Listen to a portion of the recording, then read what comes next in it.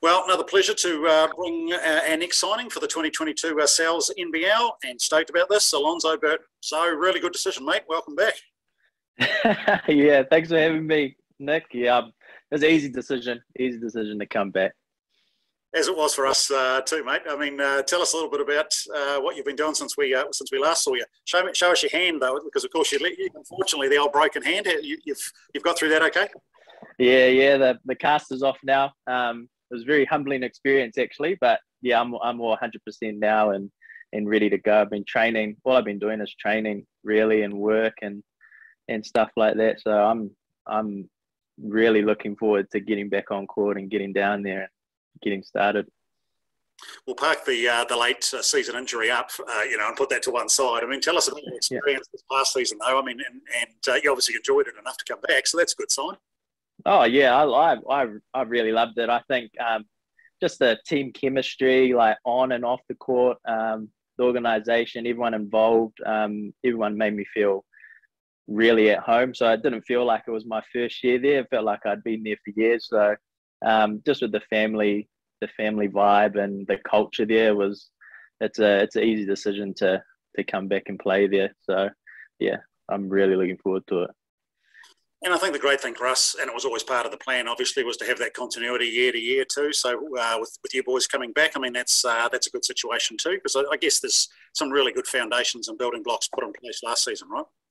Yeah, of course. And getting Bevo back, I guess, is probably one of the biggest ones. Like you get your head coach back. So if you get a lot of the pieces back that you had on the court, it makes it easier to gel, and I guess it makes Bevo's job easier a little bit as well, because we can teach the newer faces if there are any and stuff like that. So yeah, it always helps when you have that familiarity with everything on court. So yeah.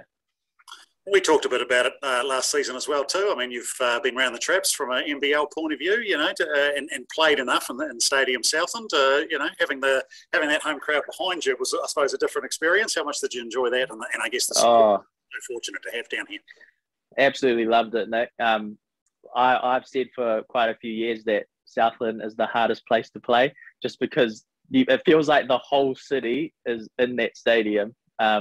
And when you're in the opposing team, it sucks. But like last year or this year, playing for Southland and having that home backing behind you, you can't really explain it. You make a shot or someone makes a good play and it just erupts in there, and you really feed off of it. So as a player, you'd love to be in an environment like that. So tell us about your off season. What have you been up to?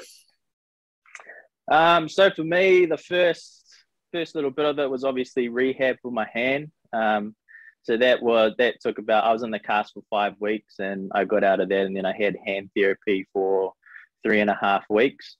So that was quite tough, just not being able to shoot a basketball, not being able to dribble, but having to do little things and build strength back up in it. So it was definitely a very humbling experience.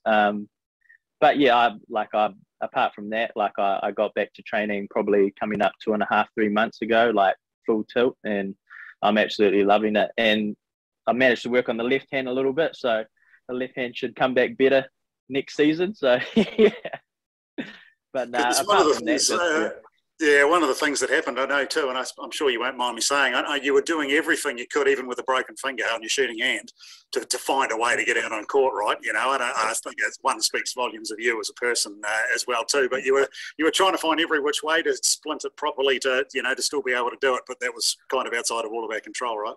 Yeah, it was. Yeah, I asked Brody obviously, and he went and got a specialist opinion. And even with the specialist saying it's probably not a good idea, I still was kind of on the fence. And then it was kind of good to have Bevo. Bevo came over and checked on me and was like, "What are you thinking?" And I'm like, "Well, I've had all this advice, but I'm still like, I'd probably like to play." And he was like, "You're not going to play, mate. Like, you're not going to make it worse." And I think that speaks volumes of him as a person. And it just made things easier for me because, as you said, like, I'm the ultimate competitor, so I want to be out there on the floor with my team. But that sport, at the end of the day, you get some injuries, and it was just bad timing. But I look to the future now, and I'm back, and I'm ready to go. So yeah, I guess you can roll that into a little bit of extra motivation, eh? Like to stoke the fire for the season coming, I suppose. Oh, definitely, definitely. That's all I've been thinking. I remember going to the finals weekend, and I made sure I took heaps of photos, heaps of videos, and just to remind me of like the vibe and the atmosphere. And I watched the semi-final game back almost every other day on Huddle. So yeah, it just kind of fuels the fire and keeps me motivated. So yeah. I like the sound of that. You're a tiger for punishment. Watching a beaten semi-final, a losing semi-final with it. Yeah. That's commitment. Yeah, it has its pros and cons.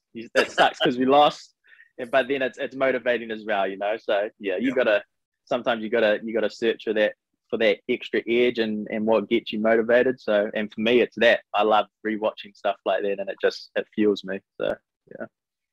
Nice, mate. And so for next season for you personally, I mean, what's the sort of plan as you sort of look to what you individually want to achieve, and then obviously, as part of the Sharks setup again.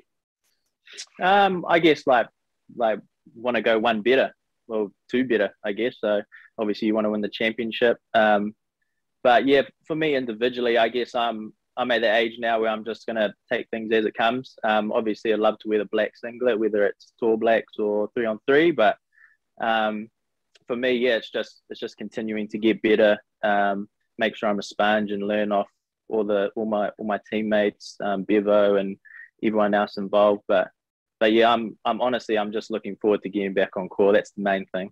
Yeah. As are we, man. Stoked with the news. Great to have you back, Owen, and looking forward to the new year. You have a great break, and we'll see you down south soon. Appreciate it. No, you too. Have a good Christmas and good New Year's.